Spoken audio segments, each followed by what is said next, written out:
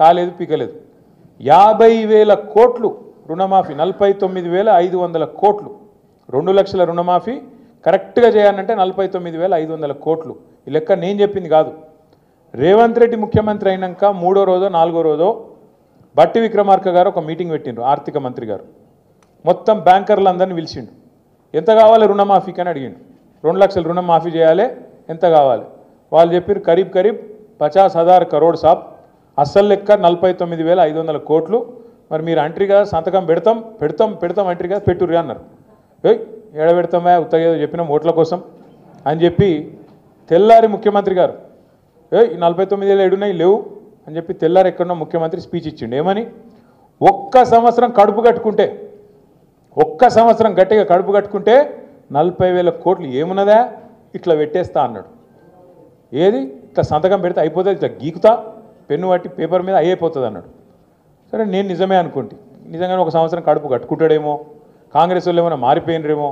హిమాలయాలకు ఏమైనా ఆకుపసర దాగొచ్చిండ్రేమో ఎట్లనే ఏమైనా మంచి వాళ్ళు అయిపోయినా వీళ్ళని నేను అనుకుంటే మరి సంవత్సరం బాయ్ ఇప్పుడు సంవత్సరం మీద ఇంకో 6 నెలలు అయిపోయాయి ఏమాయా మరి అంటే కడుపు కట్టుకోలేదా కడుపు ఆగుతలేదా తినుడు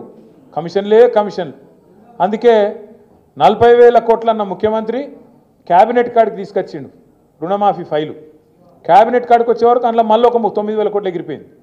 మొదలు 49,500 ఏది బ్యాంకులో మీటింగ్ పెట్టినప్పుడు మళ్ళీ తెల్లారి మాటికే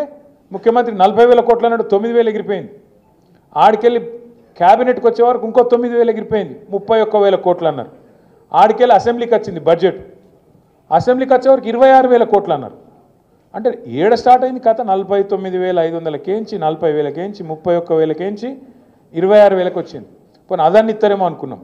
ఆఖరికి మొన్న బట్టి విక్రమార్క గారు సావు కబురు చల్లగా చెప్పిండు మళ్ళీ బ్యాంకులో మీటింగ్ పెట్టిండు బ్యాంకులో మీటింగ్లో మనకు అర్థం కావద్దని ఇంగ్లీష్లో మాట్లాడిండు కానీ మనకు కూడా కొంతమందికి ఇంగ్లీష్ వస్తుంది కదా అందులో మాట్లాడిండు మేము మీకు పైసలు ఇచ్చినాం కానీ ఇప్పటివరకు రైతుల ఖాతాలో 11-12 కోట్లే పడ్డాయి ఇంకా మిగతా ఎప్పుడు వేయాలి మనం ఇంకో 2-3 కోట్లు వేయాలి అయిపోయి ఆయనతో చేతులు దులుపుకున్నారు కథ మొదలైంది 49,000 కాడ ఆఖరికి ముగిసింది 11-12 కోట్ల కాడ మన ఊళ్ళో సామెత చెప్తారు చారాన కోడికి బారాన మసాలా అని ఇది కరెక్ట్ సూట్ అవుతుంది దానికి ఇచ్చింది చారాన వంతు కానీ దానికి బిల్డప్ ఊరూర ఫ్లెక్సీలు ఎక్కడ చూసినా ముఖ్యమంత్రి గారి ఫోటోలు ఉప ముఖ్యమంత్రి గారి ఫోటోలు నిన్న మొన్న పోతుంటే నేను నల్గొండ పోయినా నిన్న పెళ్ళికి పోతుంటే మిస్ వరల్డ్ కంటెస్ట్ అన్నారు నేను బ్యానర్ చూస్తే మిస్ వరల్డ్ కంటెస్ట్లో ఎవరి మొక్కలున్నాయిరా అంటే రేవంత్ రెడ్డి జూపల్లి కృష్ణారావు బట్టి విక్రమార్క ఇలా ముగ్గురులో ఎవరు మిస్ వరల్డ్ నాకైతే అర్థం కాలేదు పేరేమో మిస్ వరల్డ్ చూస్తేనేమో వీళ్ళ ముగ్గురు అందాల పోటీ వీళ్ళకి పెట్టినట్టున్నది కథ నేను నాకు తెలియక అడుగుతా రాష్ట్రంలో ఒక దిక్కు 500 మంది అన్నదాతలు ఆత్మహత్య చేసుకుంటే నీ దిక్కుమాలిన ప్రభుత్వం వచ్చినాక నీ మాటలు నమ్మి కొంపల నుంచి 500 మంది కొంప ఉసురు తీసుకున్నావు వాళ్ళ కొంప కొల్లేరు చేసినావు 500 మంది అన్నదాతలు ఆత్మహత్య చేసుకుంటే ముఖ్యమంత్రి గారు అందాల పోటీలో బిజీగా ఉన్నాడు రివ్యూ చేసే టైం లేదు కల్లాల వడ్లు అట్లే ఉన్నాయి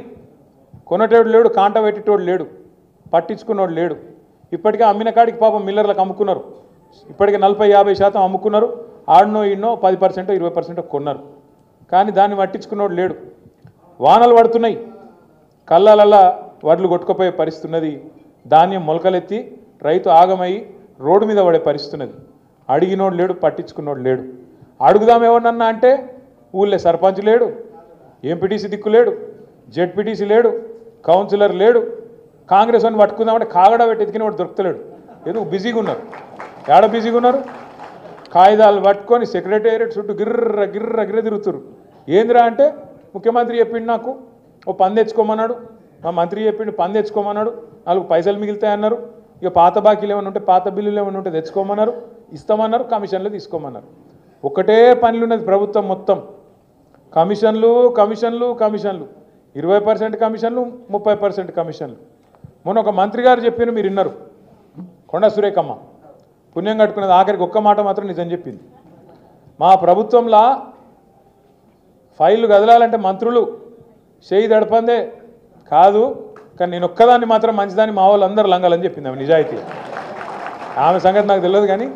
కానీ మాట మాత్రం చెప్పింది ఖుల్లా చెప్పింది మంత్రులు పైసలు తీసుకుంటారు ఫైళ్ళు కదలాలంటే నిజాయితీగా చెప్పింది ఇంకో తమ్ముడు ఉన్నాడు ఎమ్మెల్యేగా మహబూబ్ నగర్ ఆయన కుల్లా చెప్పిండు కాంగ్రెస్ ఎమ్మెల్యే 30